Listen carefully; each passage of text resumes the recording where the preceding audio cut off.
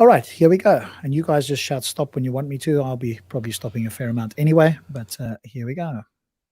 Today I'm going to be doing a quick refutation, a quick fire refutation on this individual called Neil deGrasse Tyson. Let's look at what he says is the reason why he doesn't believe in God when he was asked that question, and come back and refute him. Do you believe in God? Yeah, so the more I look at the universe, just the less convinced I am that there is something benevolent going on. You look at this list of ways that life is made miserable on Earth by natural causes. And I just ask, how do you deal with that? Tyson, as you can... Okay, all right. Can you just repeat what he said in the beginning? Because there are a lot of people who are misquoting him, who are saying he says there is nothing benevolent in this God. He does not mention God. He says there is nothing benevolent going on. This is not God, it's going on. There is something benevolent going on. You look at this list of ways that life is made miserable on Earth by natural causes.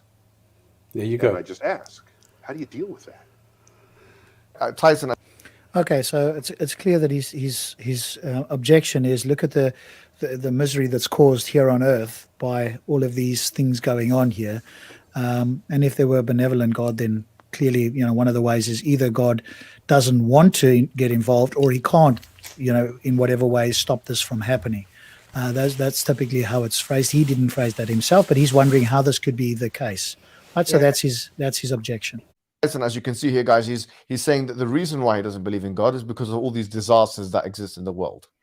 No, it's not just that the disasters exist. It's that God allows this to happen. And this happens to people, both believers and unbelievers who are supposedly good people. Talk about the what do you call it? The Boxing Day tsunami wiped out over 200,000 people, most of them likely to be believers, both Islamic, Christian, and others.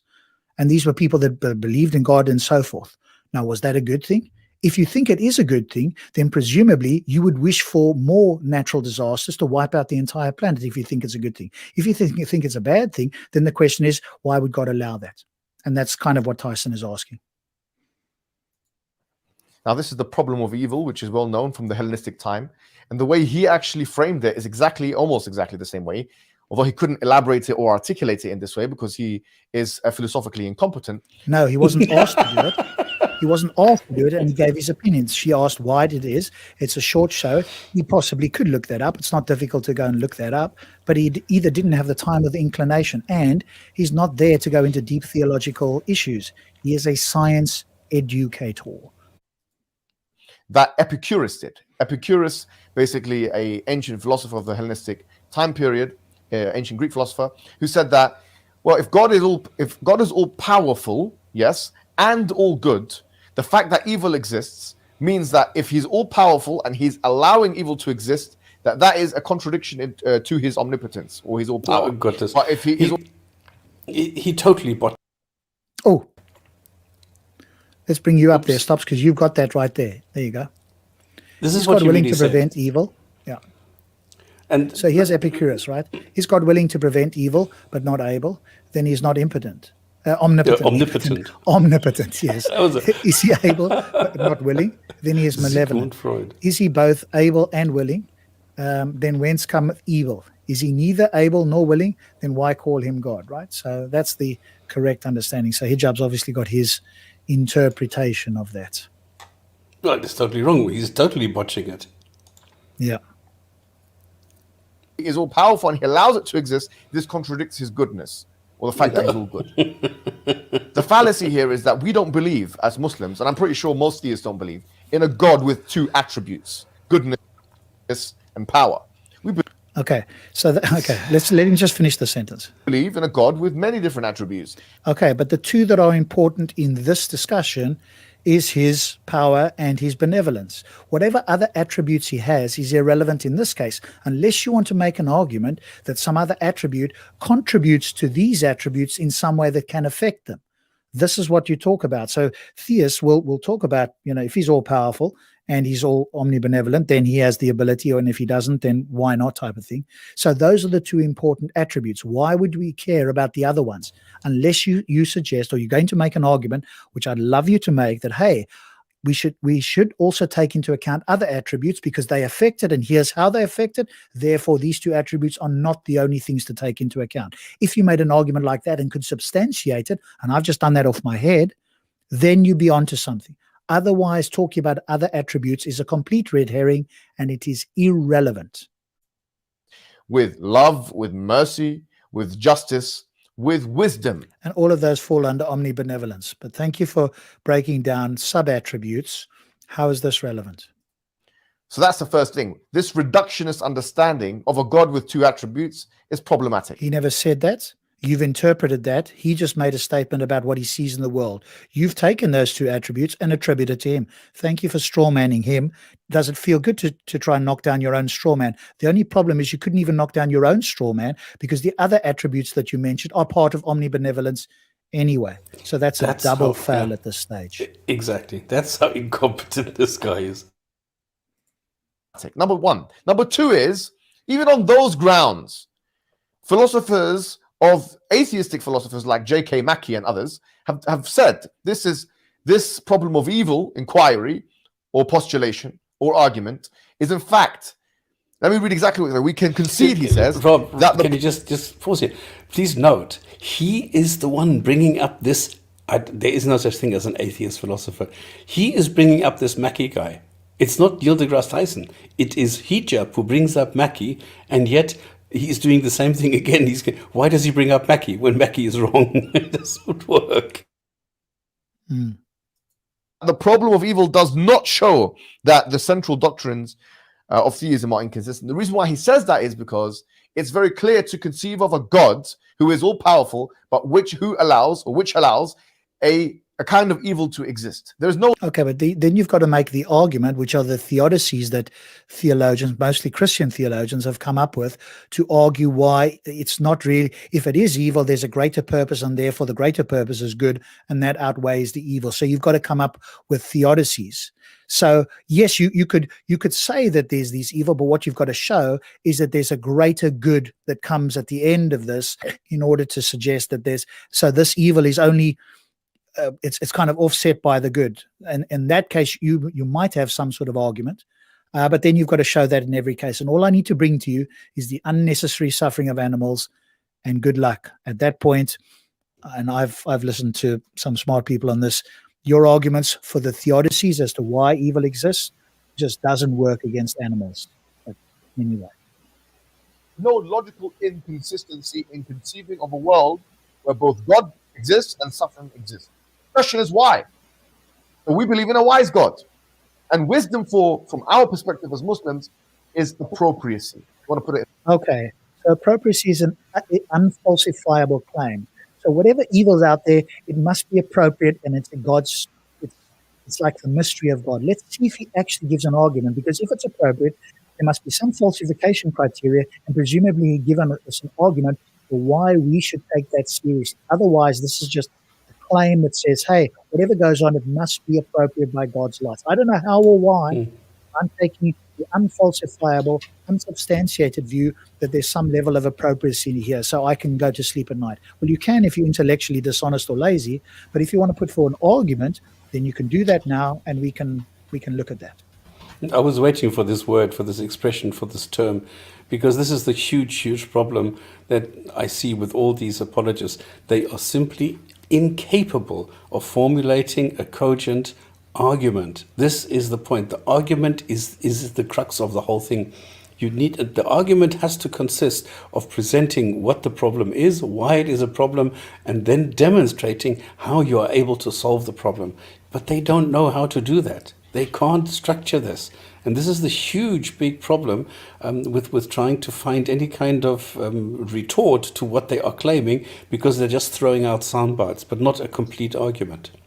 Yeah, and you're absolutely right. This is one of the tactics of these apologists. He's not the only one. His teammates do this as well. They'll misquote or cherry pick or quote mine one or two sentences from the book they probably haven't read that the Christians have appealed to, something like that. But they won't either understand it or make the full argument, and then indeed give subsequent reasons for why we ought to take the argument seriously. The fact that Mackie said something, which again, as Thinking Clearly and others in the chat have said, we'd have to check whether he in fact has accurately represented that. He's got a history of misrepresenting or quote mining these particular people. But if they said that, why ought anybody take that seriously? Because somebody said so?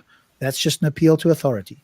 It needs to be some reason that if we had that expertise or it could be explained to us, we would likely believe it too.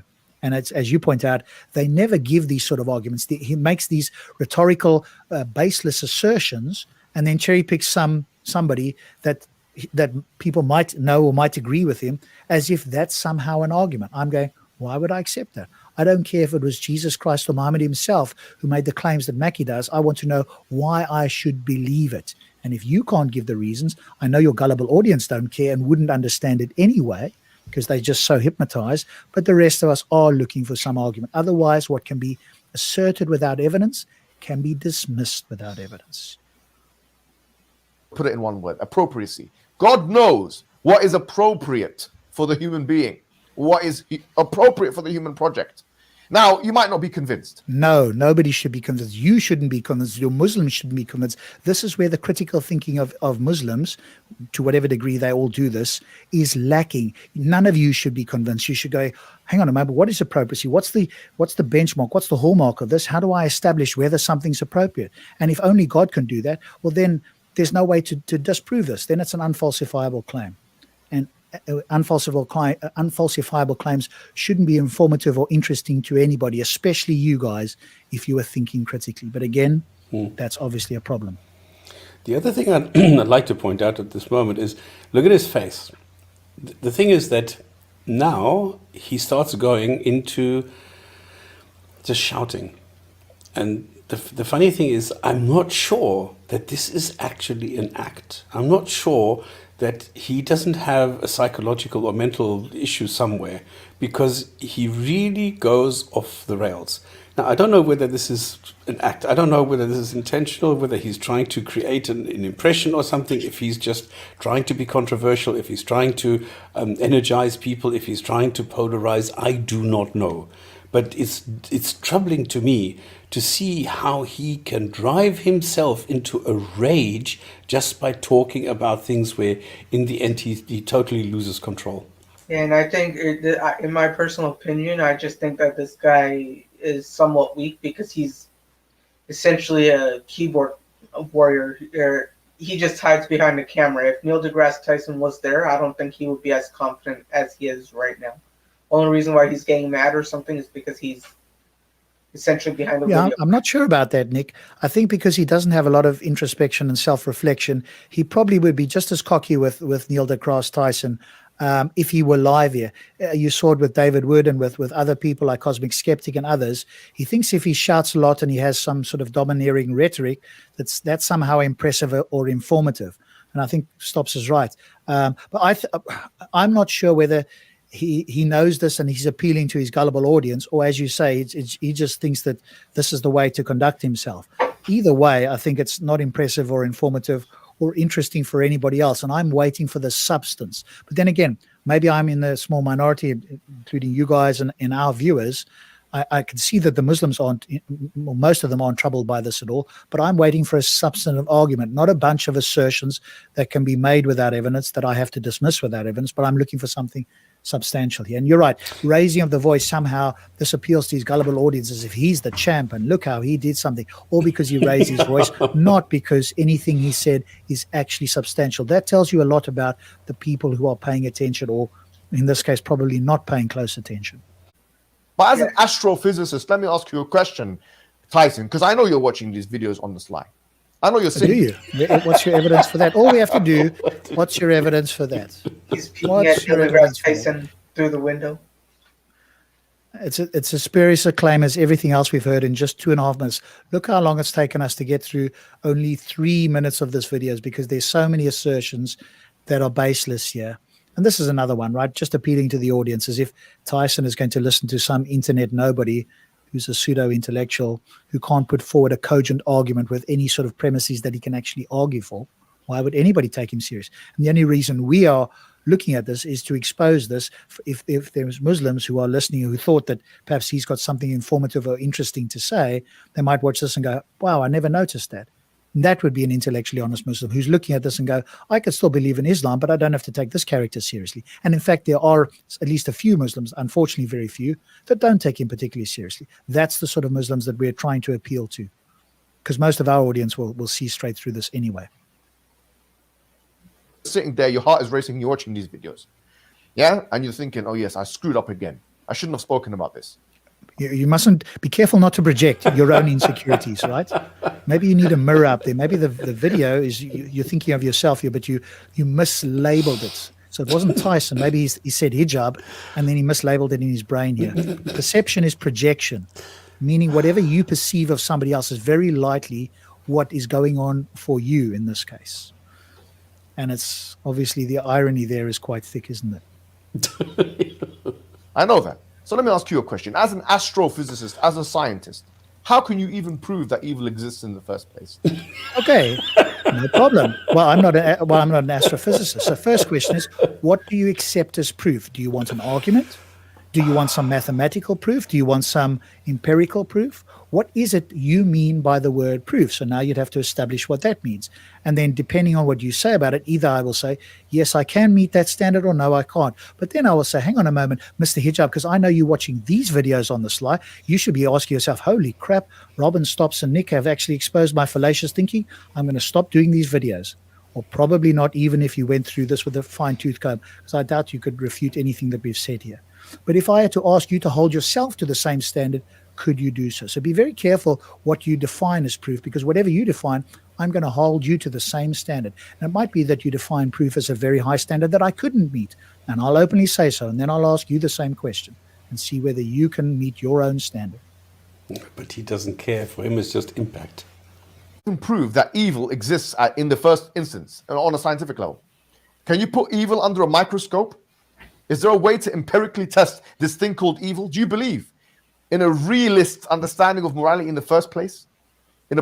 Well, there's the philosophers' papers, the full surveys. Most philosophers are moral realists. I don't happen to be one myself. But whether Tyson is a moral realist or a moral anti-realist, somebody who doesn't think that there are moral facts of the matter, but that we make it up, or it comes from humans, it's contingent on humans, he still expressed his view. He could do that as a realist or an anti-realist. He could provide an argument, which he didn't have time to do and may not know necessarily at the top of his head either way.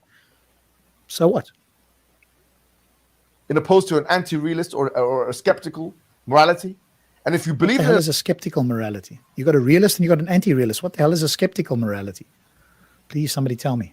I'd like to know. Maybe there is such a thing. I've never heard of it. A realist, objective framework, then how can you measure evil? How do you do it scientifically? Tell me how. Notice he throws in the word scientifically as if one need to accept the premise of the question.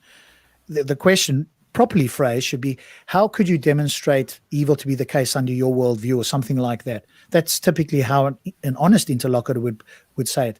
And Tyson may or may not do so. But to throw in that you must do it by science is not necessarily the case. Not all atheists believe that you can do it. Harris is a view that you need science, or that you can do it with science, but that's not the most widely held view. So why would you sort of strawman or shoehorn in a claim that Tyson, you don't even know if that's Tyson's view? I could say to you, why don't you believe that Jesus resurrected? Thank you. Why don't you believe that there's another prophet after Muhammad, or something like that? Right? Because the truth of the matter is, most atheists come to the conclusion, including your friend Sam Harris, and maybe he's your friend, Richard Dawkins, that actually evil doesn't exist. That is absolute nonsense, at least for Harris. Harris is a moral realist. He thinks there are moral facts of the matter, and they can be discovered by science. Either you haven't read, you've forgotten, or you're just being intellectually dishonest. Now, I'm not sure about Dawkins, about whether he's a moral realist, but that's the exact opposite position that Harris holds.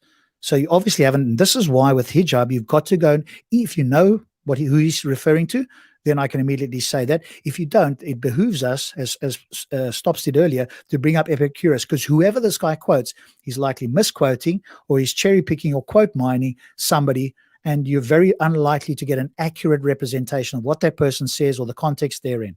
So with Hijab, here's one thing to remember for all of us who are listening: go and fact check the quotes that he makes, because I know for a fact that he's mistaken about Harris. Dawkins, I'm not sure. Somebody in the comments hopefully could look that up and find out if Dawkins is a moral realist and what his view is on morals. I'm not sure.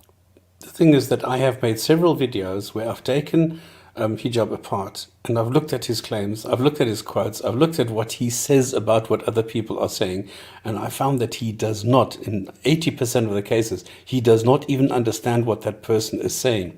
He does not even understand the philosopher that he is quoting, what that philosopher is saying. And a lot of times, and I would say this is like 40% of the time, he is actually misunderstanding it to the extent that he is saying the opposite of what the philosopher is saying.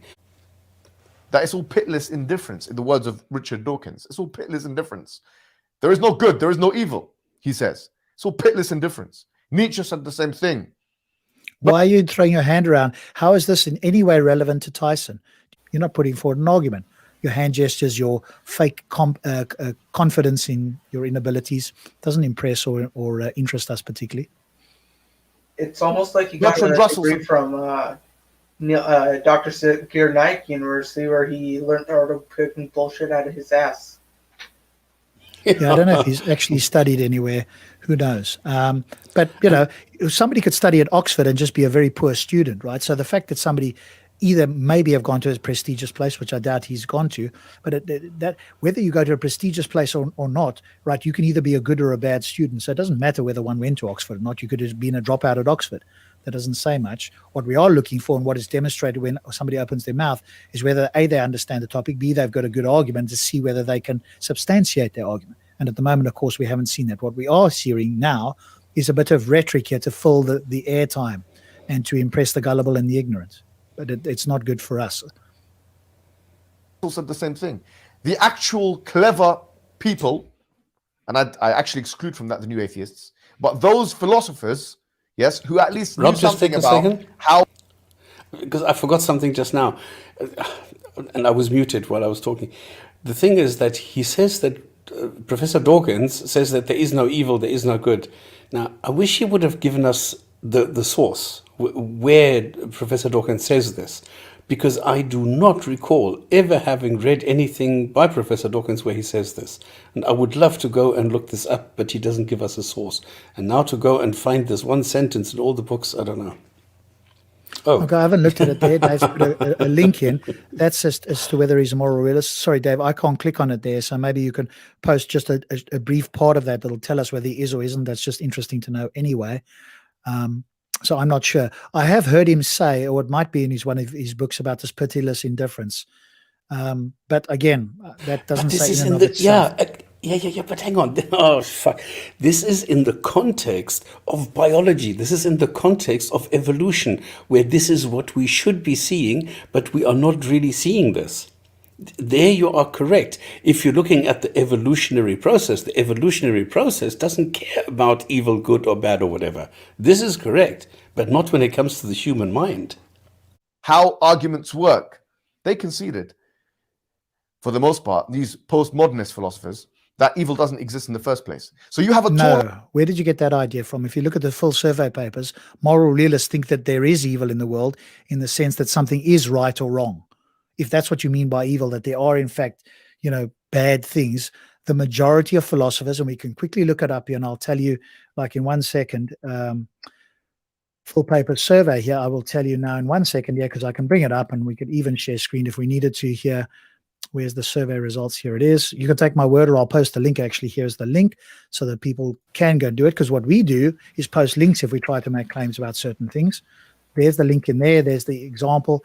And the where is the argument about this? Where is realism? So meta-ethics, moral realism or moral anti-realism. And 56% of philosophers who were surveyed out of about 900 56 lean towards or accept moral realism. So the majority of at least philosophers in the full papers are moral realists. They do think that evil exists, that good and evil, or good and bad exist, good and evil exist in the world as real things. So you're just, again, factually incorrect. I don't know how many incorrect things you've said at the moment, but it's certainly stacking up here. Tall order, my friend. To even prove that evil exists in the first place is a tall order. What is evil? Is it privation? What is it? Is it? Well, it's the absence of good, obviously. I mean, that's obviously a bit tongue-in-cheek. But it's, well, in my view, and I don't know about everybody else, but it's something that unnecessarily moves us away from human well-being. That's what I would consider evil. Unnecessarily is the key word there. Is it suffering? How do you prove that suffering is evil on an empirical, materialist? Oh, well, we could say whether you accept it or not. Again, what depends what you mean by the word prove. But I could say that we're humans with a certain biology, that we have evolved in such a way that we move away from pain and towards pleasure. And by that lights, given the biology that we have, we would suggest that evil or pain or bad or suffering is something that we move away from. And that's what we label as bad, or in some cases, evil. But I've had a couple of Muslims ask me, what is it exactly? Give me a definition for evil. They have a huge problem because for them, the devil is evil, and that is all that they can imagine. They don't have this concept of evil as in a human being, because for me, Muhammad was a really evil guy. Because you don't just go and torture people, you don't light a fire on somebody's chest just to have them go and tell you where the gold is. For me, that is evil. They have a problem with that because they cannot go and attribute evil to an action that was performed by a Muhammad. So how are they going to find the definition for evil if they have so many examples of evil within their prophet and within the Quran so that they can't use it? So there's a huge, potential source of confusion here. Called naturalistic or physicalistic worldview. How? I don't think you can. Well, I've just given you one. So you want your cake and eat it both. You want to be a physicalist, materialist, atheist. Not everybody is that. So again, you've got to ask the person, what view do they take? Not everybody is a physicalist or a materialist. So again, address the atheist you're speaking. You don't know what Tyson's view is, but you can strawman it. You can just select a view and then attempt to knock it down and then pat yourself on the back. But you haven't even asked, or you don't even know. And again, if you were really going to critique Tyson, you try and find this out. You maybe even email him. Here's what Neil deGrasse Tyson said. Okay, I'm now going to challenge this on a video. Okay, now you've done some homework. You haven't done any of that. You're just bringing up your own example and you're running with that. Theist who operates not only on methodological naturalism, but on a metaphysical naturalism. Rob, just hang on a minute. I never get tired of this. The funny thing is, the people don't really understand that an atheist is just somebody who does not do what the theist does, and that is believe that gods exist. Now, that is the only thing. But you have people who make claims, people who believe things, who are also atheists. This is the difference. I don't know why they conflate like an atheist philosopher. No, you get philosophers who are atheists and philosophers who are theists. Absolutely. So people can be either. So you can't say atheists equal this. No, you can't. You have to say people who are atheists can also be this and this. I would say that there's a couple of inferences that all atheists would have to accept, and one is that obviously we don't get morals from a supernatural God. If we don't believe in a God, there are certain entailments, but many atheists have different views on a variety of topics. So there'd be a few things that are in common, but then you'd have to highlight those few. But the best thing to do is ask an atheist about their views and so forth, and you can challenge that specifically, because not all atheists are the same. Philosophical naturalism. And yet you want to make metaphysical claims about evil and suffering? And you want to use those against It's not metaphysical. Evil is not metaphysical. I'm sorry. What is he saying? I think what he's referring to, or possibly what he's referring to, is an internal critique against the theist, which is, hey, there's this metaphysical claim that God is omnibenevolent, all good or all just or all merciful or whatever the case is. But we do notice empirical facts about the world that seem to contradict this. So the facts about the world have a bearing on the metaphysical attributes of God. I think that would be the way to do it. And I think that's a stronger way for us to do it. So we Yeah. go, hey, if I was a Muslim and I thought God is all just or all merciful or all good or whatever terms you put on that, I can look at the world around me to see whether, in fact, I think that is more likely to be the case.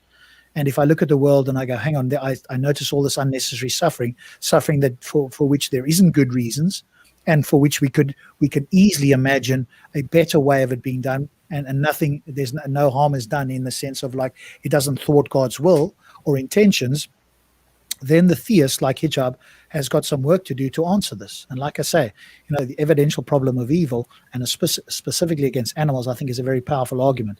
And so that would be one of my go-to arguments against these guys, because none of the arguments that they would use for humans, it's a test, you're going to go to heaven or whatever the case is, and you've got free will and all the rest of this, that doesn't apply to animals. And so that's why I think animals just cuts through a lot of this bollocks and gets straight to the heart of the matter, and it's much easier for people to see. Do you see what Thinking Clearly has done? Yeah, he got because Mackie he said wrong. earlier that he will bet that he got Mackie wrong, and he actually went and checked. Thank you very much. He said the Abrahamic God is positively irrational based on the problem of evil. Okay, There we now go. I can't Thank you very remember much for that. But I Much can't remember what he appreciated said, what Mackie said. You see, now we'd have to go and check that. We can go look back again, but I think he said something about that. Mackie said that it isn't a problem that God is evil.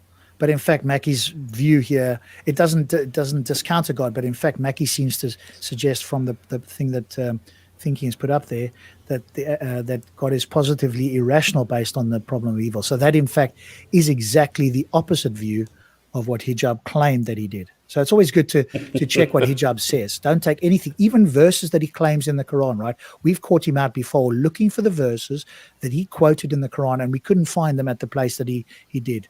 And so we again, I think the biggest takeaway here is check anything. If you don't take anything Hijab says when he quotes the Quran or anybody else to be a factor, that don't be charitable. He's shown that he's not one to take charitably. And so we just need to ask, what's the evidence for that? Right, let's stop here. Let's check if what you're saying is true. And more often than not, it's not accurate, or it's cherry-picked or quote-mined. Yeah, I would actually love to see Hijab go on someplace like Joe Rogan or something where they can actively fact-check what he says, because a lot of his quotes and stuff that he's saying now is false, and I think he's hiding behind his own videos. But you need somebody like myself. I'm not the best at it, but you need somebody like myself, stop spamming, maybe ask yourself, or some very strong interlocutor against him. Because what he's good at is using rhetoric to try and get out of it. He makes a claim, he's shown to be wrong, and there'll be some other bollocks and ramblings that goes on to try and avoid that, to try and skip past that and hope that everybody ignores the mistakes that he's made. And so you need a strong interlocutor to hold him to account and go, are you going to concede? We're not proceeding any further till you concede this. Are you conceding that you're wrong? You said X, here's what it says Y. Are you conceding you're wrong? Okay, at this point, we're done. You're now intellectually dishonest if you're not going to concede that point. You've got to hold him to account. See the inconsistency in your own understanding. But what I actually do think is you're just a parrot. Isn't that ironic? Isn't that ironic? Oh my God. From the king of parrots himself, or somebody that doesn't think very deeply, or whatever the case is. Now, of course, Oh, what a nice photo you picked. But also remember this, guys, he's going to provide a very good argument. Now, let's wait with bated breath. He's going to give us a syllogism, and he's going to give us, a valid and potentially sound argument that we can take on and really sink our teeth into. So let's just wait for this argument and see what happens, shall we? With bated breath. Just a parrot. You don't have anything to say. You don't have any way to advance the discourse. You needed to answer the question in any which way. You needed an excuse to deny God's existence. So you just parroted what you heard from the new atheists. And this guy needs any excuse to preach God's word. Well, there we go. I mean, wasn't that a substantial argument for anybody? Is anybody here convinced by that rambling rhetoric and assertions that can be asserted without evidence, and we can hand wave away just as quickly? Thanks for your subjective, unsubstantiated opinion. Now, are you going to tell us something interesting and informative, or are you just going to ramble on with something that is completely irrelevant and uninteresting? You might have read, like in this small, insignificant book by Graham Oppy. Graham Oppy is considered one of the better philosophers in the modern day. The fact that Graham Oppy did a small book is to be commended. Sometimes the philosophy is very deep and complex, And Graham Oppy's book, although I haven't yet read it, I have been told about it, does present some arguments against God that the lay person can understand. And we are lay people. So the short book, rather than going into deep, sometimes complex philosophical arguments, is exactly what I and I hope other people would be looking for. With all due respect, arguments against God, about 100 pages. And the only positive argument against God that he does provide is this pathetic argument or problem of evil. This is actually the only positive. We need to check that as well. So if anybody's got it, if you can look up the 100-page book on Graham Oppy, just have a look if that's the only argument. I'm not sure if that's the case, but I know that Graham Oppy is one that puts forward the problem of evil. And I think it's the evidential problem of evil, but just see if there's other arguments in there anyway. But I'm encouraging us now, because Hijab has shown that he's not one to be taken charitably. We should check these things. Positive argument that you atheists have for why God doesn't exist, and see how fumble it is, if weak and feeble it is. See how because you say so, or have you got an argument against it, or is it just again your unsubstantiated opinion? For the umpteenth time, whatever can be asserted without evidence can be dismissed. So why should we take you seriously? But by all means, give us your opinion, because we just love hearing opinions. You know, again, yes, he uses many arguments, but I'm thinking specifically of the one, this book that Hijab's supposed to be speaking about. But we just love Hijab's unsubstantiated opinion. This is just definitely interesting and substantial for us. see how you're fumbling all over the place? Who are you talking about? Yourself? Probably. But perception is projection, my man. Is this really the argument that you have? Listen, my friend, we believe as Muslims that this life is a test. Well, thank you for telling us something that those of us that have looked into Islam just a little bit understand. And how would you demonstrate what it is? How's that falsifiable? Tell me what would need to be the case such that you would agree that life is not a test. I've asked this. Do you think I've had I've barely had a coherent response. I cannot remember a response where I went, that's interesting. That's a falsification criteria that would be the case, that it wouldn't be a test. A test is just one of these unfalsifiable things. Lovely. Thank you. We believe in purpose and value. We believe that there's a choice to make. And the fact that there is, if you believe in it in the first place, if you're a compatibilist or a libertarian from the philosophical perspective, in free will, that we have a choice to make. Well, compatibilism doesn't think of free will in the same way as libertarianism does anyway. Libertarianism is the idea that you actually have, you are the thinker of your thoughts. In other words, that you are not influenced from the outside. And, you know, that view is that's a very minor view these days, even if you look at the full papers. That view, if I have a quick look here, just to tell you, here we go. Libertarianism, 13%. Compatibilism and other outweighs that by a combination of 73%. Wow. So libertarianism is a very small group of people. Compatibilism is the biggest view, but compatibilism is the idea that there is a determined world, but that if you generate your own actions based on whatever thought comes in your head, basically, and you then have a choice. So you have the freedom to decide what choice to make, even though you don't have the freedom to think your thought. And that is the majority view, but that's not the same as libertarianism. In fact, they're kind of on opposite ends of the fence. And the fact that we have free will is indicative that there's a choice to be made. And that. Thank you for telling us about your view. How are you in any way now in any part talking about Tyson's view? I mean, you've strawmanned it, you've misunderstood it for most of this video. Now you're telling us about your view. Who cares about your view? Why should we take your view seriously? But by all means, give us a substantial argument for why anything you've said about your view now should be taken seriously. I'm waiting for one argument in this 7.5 minutes, almost 8-minute video. And that is the world that we live in. This world is a test. The Quran says, وَالَّذِي خَلَقَ الْمَوْتَ وَالْحَيَاةَ لِيَبْلُوَكُمْ أَيُّكُمْ أَحْسَنُ عَمَلًا. Why should anyone care what the Quran says? Notice what he says, chapter 67. He doesn't quote the verse now. Let's see if he quotes the verse. Maybe somebody could look it up in chapter 67. I know I'm asking other people out there, but it keeps everybody busy. See if there's anything about it. Let's hear what he says in English now in chapter 67. He doesn't give us the verse. He is the one who created life and death to test which of you are best in deeds. How's that a test?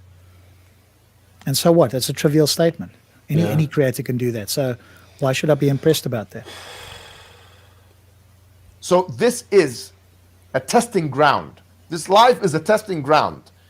For you, with all due respect, Just like Yeah, you're definitely showing respect there. If that's how you show respect, I'd hate to see when you're disrespectful. life is not, it's just atoms floating about. Yeah, thank you for your uncharitable reductionist view. And you are governed by a celestial dictator that you can't even establish whether he's a good or an evil God.